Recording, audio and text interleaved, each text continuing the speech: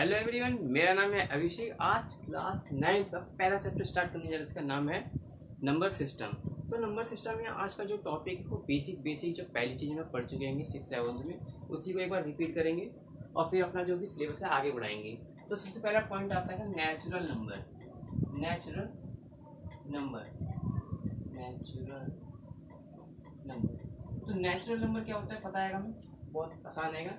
Natural से पता लग रहा है, नेचुरल जो नंबर नेचुरल हो, यानी जो बचपन से पढ़ते आ रहे हैं, जो काउंटिंग नंबर होते हैं उन्हें हम नेचुरल नंबर कहते हैं। तो काउंटिंग नंबर्स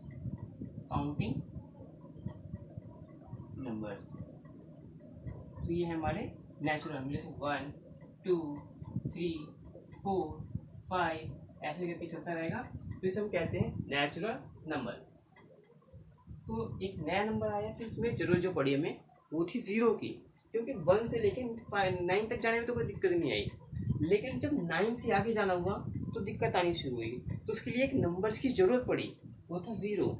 तो उसके लिए एक नंबर का नया सेट बनाया गया जिसे कहा गया होल नंबर। तो इसकी जो नंबर की स्टार्टिंग हुई वो हुई 0 से। तो स्टार्टेड बाय 0। तो कुछ क्यों गया 0 1 2 3 4 5 एंड सो ऑन। तो इसमें एक नेचुरल नंबर भी आ रहेगा, इसमें होल नंबर में नेचुरल नंबर का सेट भी आता रहेगा। तो हम कह सकते हैं कलेक्शन ऑफ नेचुरल नंबर। तो इसको हम कह सकते हैं collection of natural number with 0, क्योंकि इसमें नेचुरल नंबर आता है, ये वाला पार्ट तो नेचुरल है, उसके बाद जो आ रहा है वो तो 0 ही आ रहा है ना। तो क्या हो सकता है कलेक्शन ऑफ नेचुरल नंबर क्या है विथ 0। तो थर्ड नंबर आता है हमारा इंटीजर। देखते क्या होता है। तो कुछ इंटीजर के बाद जो मतलब जो होल नंबर के बाद आए कुछ हमारे नेगेटिव नंबर। अच्छा, नेगेटिव नंबर कैसे आने शुरू हुए वो समझते हैं। देखो जो टेम्परेचर होता है और बहुत सारी चीज़ें नेगेटिव वैल्यू में जाती है। जैसे टेम्परेचर जो होता है वो ठंड में कैसे चला जाता है नेगेटिव, -4 डिग्री, -3 डिग्री। तो वहाँ पे इंटीजर की जरूरत पड़ती है। तो यहाँ पे इंटीजर पढ़ना हम शुरू करते हैं। तो इंटीजर क्या होता है पेन लेते हैं। तो collection of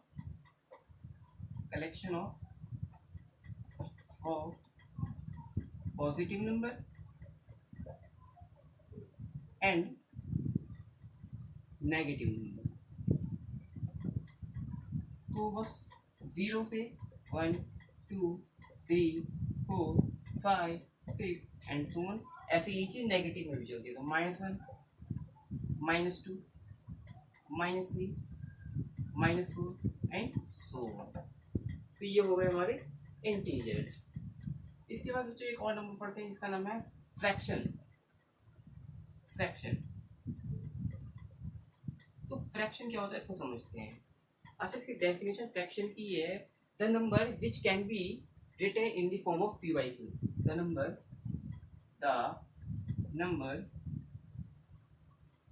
which can be written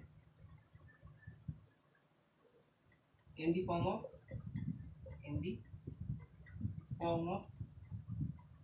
p/q, where q is not equals to 0 and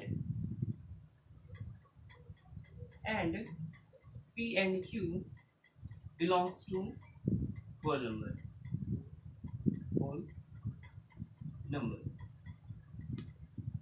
तो बच्चों यहाँ तक नोट करो, फिर आगे बढ़ते हैं। मैं 5 तक काम कर रहा हूँ, फिर इसके आगे बढ़ेंगे। तो 1 2 3 4 5। फिर आता है हमारा even number.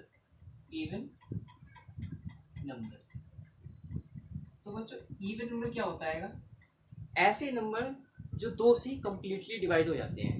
The number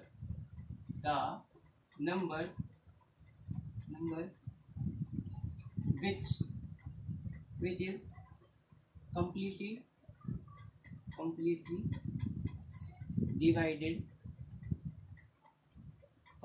divided by 2। अच्छा, जैसे ना इवन नंबर जो 2 से डिवाइड हो जाए, स्टार्ट करते हैं। जैसे 0, 2, 4, 6, 8, 10। अच्छा, ये 0 भी इवन नंबर है, इसको ध्यान रखना। बच्चे सोच नहीं पाते 0 को भी होगा। हाँ, 0 भी होगा, क्योंकि 0 को किसी भी नंबर से करो तो डिवाइड करने के पूरा पूरा डिवाइड हो जाता है, क्योंकि आंसर 0 हो जाता है लास्ट में। तो ये 0 भी एक इवन नंबर है।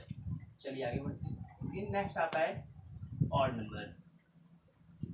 ऑड नंबर, तो ऑड नंबर क्या होगा? सिंपल एकदम, जो 2 से डिवाइड कंप्लीटली ना हो। Simple, the number which is not divided by 2। और नंबर जैसे 1, 3, 5, 7, 9, 11 and so. Even number, odd number समझ में आ गया होगा, आई होप। नेक्स्ट नंबर आता है हमारा रैशनल नंबर। तो रैशनल नंबर क्या होता है, इसको समझते हैं। अच्छा, इसकी जो डेफिनेशन है एकदम फ्रैक्शन जैसी लगती है, लेकिन थोड़ी सी अलग होती है, समझाता हूँ आपको, देखना। तो rational number,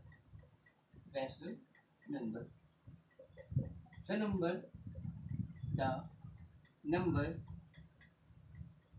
which can B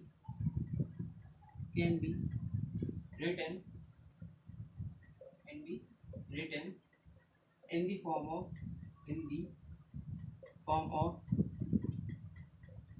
p by q, where q is not equals to 0 and p and q belongs to integer. ठीक है। अच्छा, इसे समझने वाली बात यह है कि रैशनल नंबर और फ्रैक्शन में अंतर क्या है, तो समझते हैं ये डिफरेंस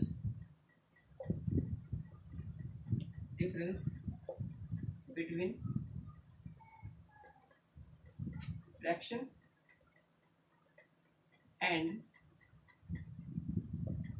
रैशनल नंबर।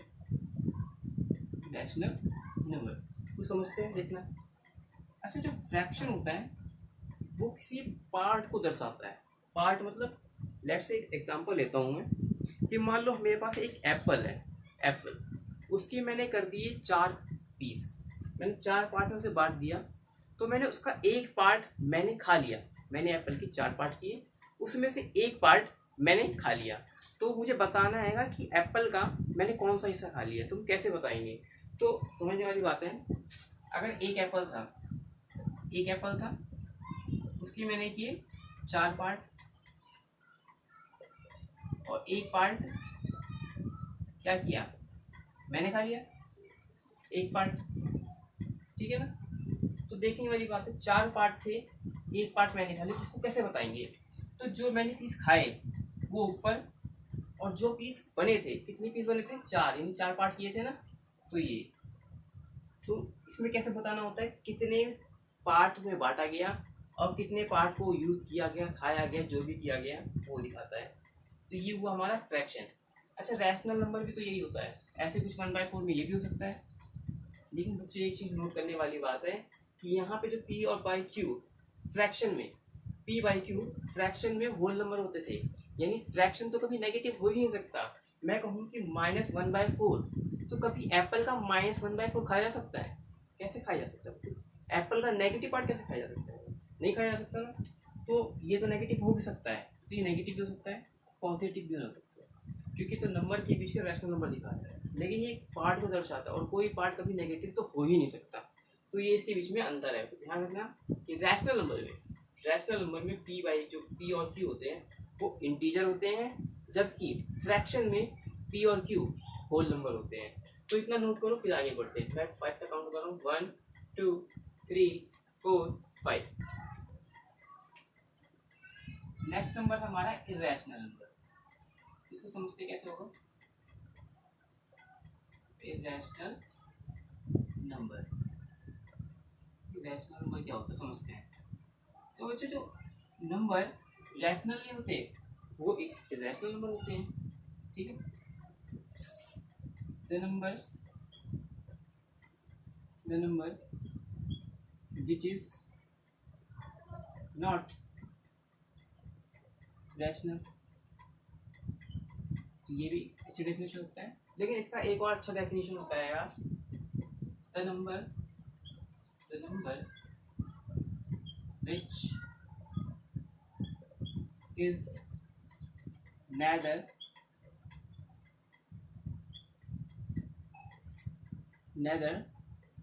repeating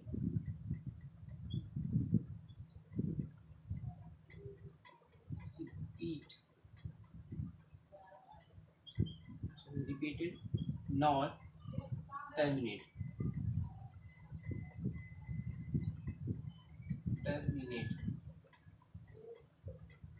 तो ऐसे नंबर जो ना ही रिपीट करते हैं ना ही टर्मिनेट करते हैं। न रिपीट करने का मतलब होता है कि वो नंबर मतलब रिपीट करने का मतलब होता है किसी, जैसे एग्जांपल लेते हैं, जैसे मैंने एग्जांपल लिया 5/7। अच्छा देखने में तो हमें लग रहा है रैशनल नंबर, क्योंकि p/q के फॉर्म में है भी और q 0 भी नहीं है और दोनों ही इंटीजर भी हैं। लेकिन सोचने वाली बात है ये इरेशनल नंबर है, क्यों आज समझते हैं। तो अगर मैं इसको डिवाइड करके देखता हूँ 22 को 7 से, तो अगर देखेंगे डिवाइड करेंगे तो ये 3 बार में जाएगा और ये आएगा 21। इसमें से घटाएंगे तो 1 बचेगा। फिर हम क्या करते हैं, पॉइंट लेते हैं, फिर यहाँ 0 बढ़ाते हैं तो 7 बन जा 7।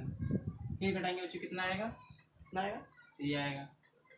फिर 0, फिर 7 का टेबल पढ़ेंगे कितना है, फिर 30 से कम आया तो 4 बार में 28, फिर 2, फिर 0, फिर 7 का टेबल 2 बार, 7 2 जा 14, फिर घटाएंगे तो 6 आया।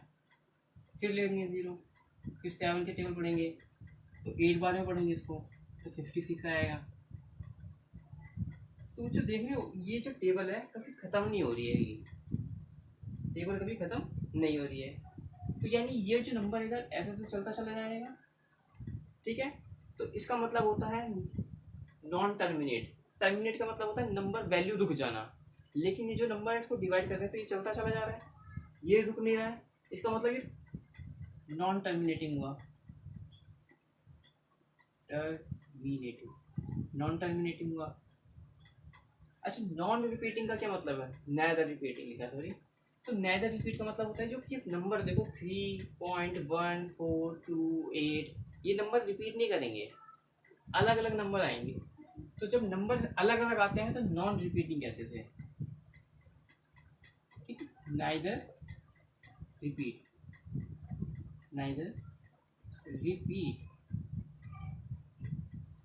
समझ में आया। लेकिन अगर रैशनल नंबर में देखते थे, रैशनल नंबर में तो उनका एक अलग पैटर्न बनता था। एग्जांपल लेते हैं जैसे कि मान लो मैंने अगर 2y, अच्छा ये तो रैशनल है, पाई कहते हैं जानते होंगे, ये इरेशनल है, ये इरेशनल है।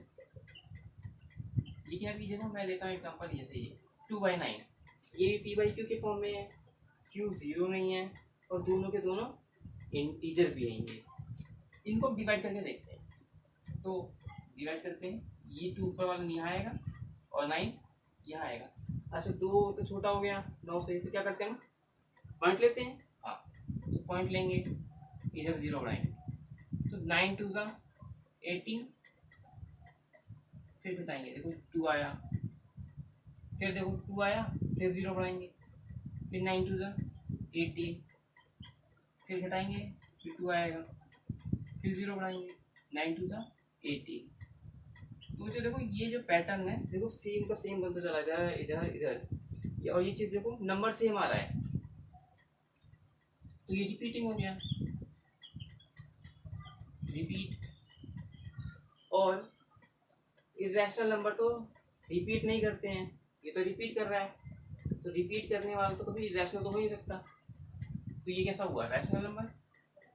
तो इसको थोड़ा सा ध्यान रखना कि क्वेश्चन कभी ऐसे आ जाए रैशनल इरेशनल देख के ना पता लगा के तो हम डिवाइड कर लेंगे, ये हमारे लिए ज़्यादा बड़ा अच्छा ऑप्शन होगा। ठीक है, तो यहाँ तक नोट करो, फिर आगे बढ़ते हैं।